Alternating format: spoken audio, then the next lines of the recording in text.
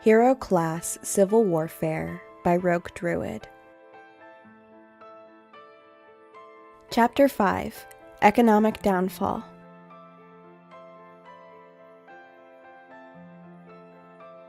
Day 1, 11 hours, 2 minutes, 11:02 a.m., local time. Ida and his team are regrouping at the bank.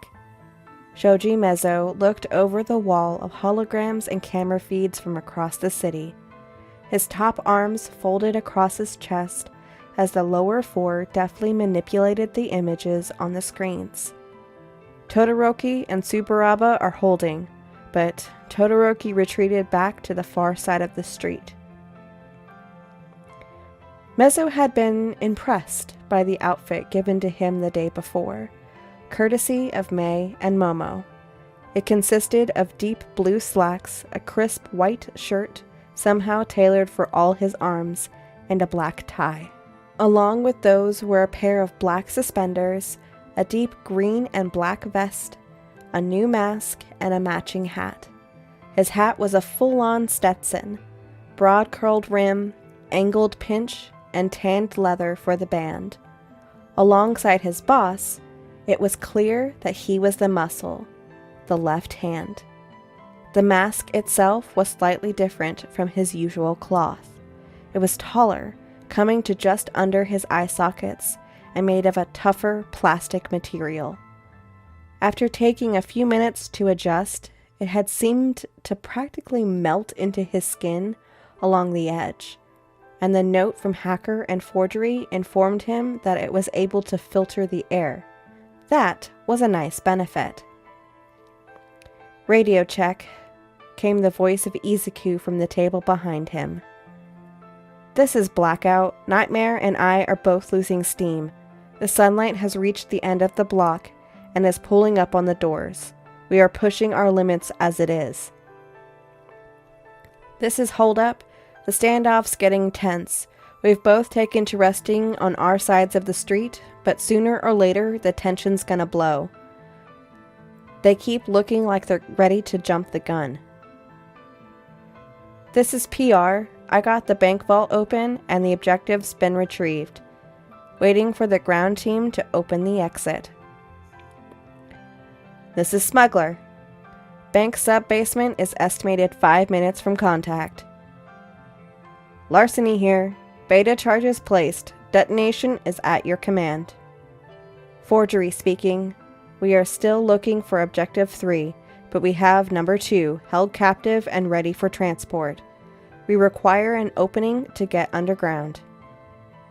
"Confirmed all. Hold positions. Update coming in 5. Mezzo nodded while marking each objective down and looked back. There, sitting with his mask held up to the light, was Izuku with the other 2 members of the King team. To the left was a figure dressed much like Izuku, but with a full suit jacket and tie. A black vest on a black shirt, together with a green tie. A full-face helmet with a glowing green question mark hid his features and hair. A fedora accented with a purple and green flower in its band rested on top of it. He tilted his head, and a slightly distorted drawl came through the speakers. "Well now, it seems that makes 4 objectives in reach of our hands. 11 still left to hunt for." The other figure nodded, tapping furiously on her computer. Her outfit was different. A long black dress with pink-tinged snake scales patterns winding around it. Her mask was a full-face gas mask, with an attached hood and short scarf around her neck. "We have possible locations for another 7 objectives, and Animal is continuing his search pattern from the tunnels to try and find the rest." Standing up, Kingpin walked around the holograms to a slot of light between 2 curtains in a large glass window and looked out, observing the noon sun rising into position. "Pull the cash-out plan on the bank. Hacker, Conman, you're going to be up in a few hours. Get some rest. We've been up half the night." Assault help set up a chase with the government crew. Have holdup and graffiti take the truck and a civil bot hostage. Have drug runner prep for them in the northern half, in the fourth tunnel. He called out, eyes tracing the faint lines of smoke from near the bank. And tell them to bust out the guns for this. Leave an impression. Will do, King, Mezzo nodded. Con man and hacker both murmured agreement, stretching before they stood and headed for the doors to the left. Mezzo started to relay orders and Izuku stood silent, waiting. The opening moves were done. Bakugo was going to force the momentum sooner rather than later. All he had to do was lead it the wrong way. Time to change the rules. Too bad. It's a nice looking bank, too. Eijiro was pumped. The tension, the fight against the dark forces of evil that Tokoyami and Kuroiro presented. It was so manly.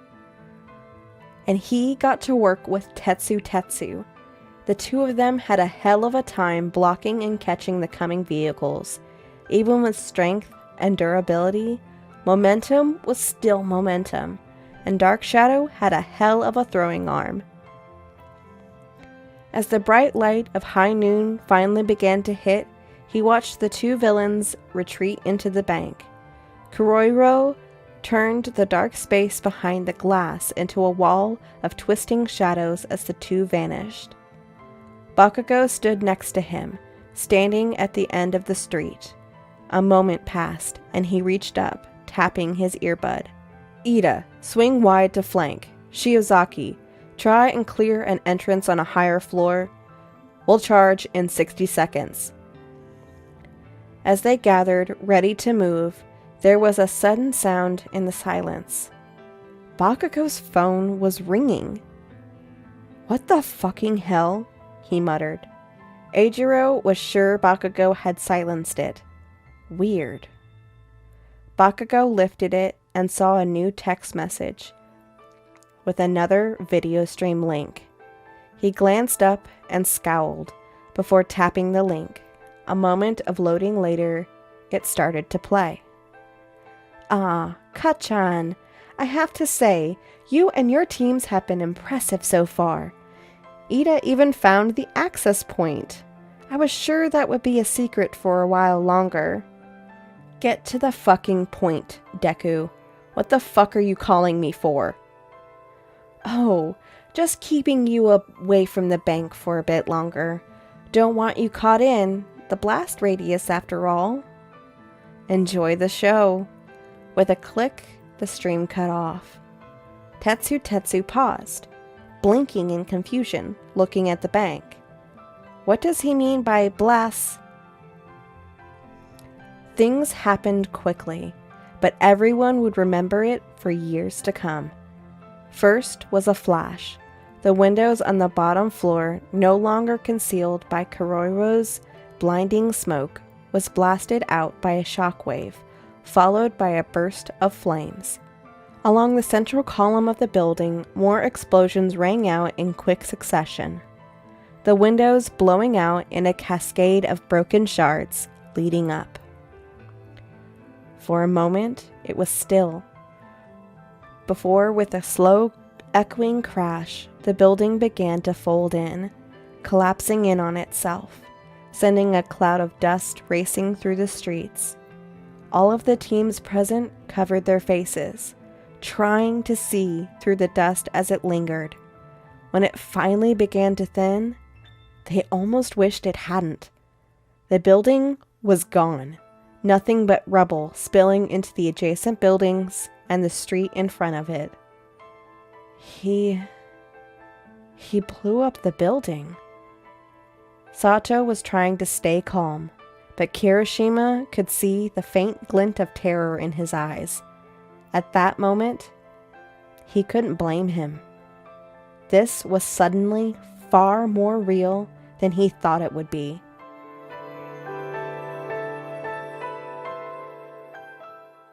6 days before the exam.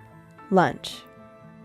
Izuku ate slowly, taking time to send glances at Shoji, Yaoyorozu, and Jiro, before tilting his head at the doorway to each of them.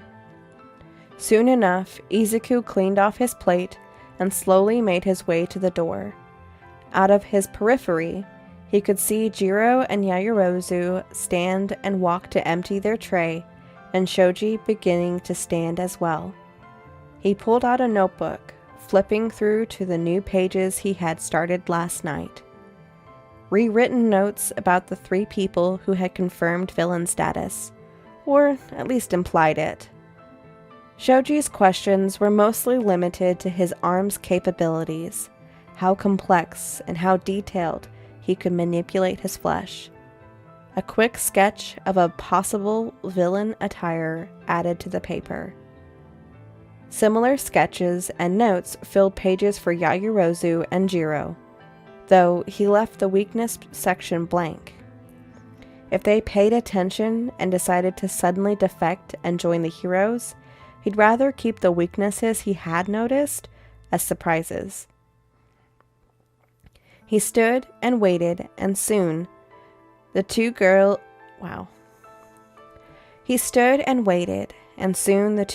stepped out, glancing around before Jiro stepped forwards. "Hiya, boss. We want to join the villains." They paused as Izuku roved his eyes around. "I'm not exactly in a position to decline, you understand, but why join me?" "Mineta. In part. We plan to tell him we're joining the heroes and then pull a fast one. Beyond that..." Jiro trailed off, looking at Yaoyorozu. "In the sports festival, we didn't do very great. Both of us were taken out in the cavalry round, and we feel like we were unprepared. Now that we've gone to internships, despite how useless my internship was, we want to prove we are better than we were." She swore, looking up at Izuku, who was shocked to see the sheer anger in her gaze. "Well, welcome aboard." Izuku gave a smile, rubbing his head sheepishly, and the tension drained from the group. With that, Izuku turned and started walking, leaving the girls to look on in confusion, before jumping as a rough voice spoke up behind them. "We should follow him. I think we'll find it quite informative," the 6-armed teen muttered, before nudging them both gently. The girls nodded, and the 3 villain team members hurried to catch up to their leader. Before long, they stood together, looking at a heavy-duty steel door with the name card that inspired fear in those who recognized the name on a personal basis. Support Lab 4, Hatsume Mei.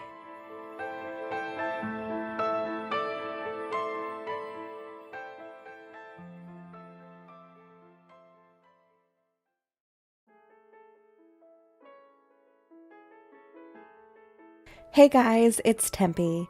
Thank you for getting this far. I really enjoyed reading this fanfiction, and I wanted to share it with you.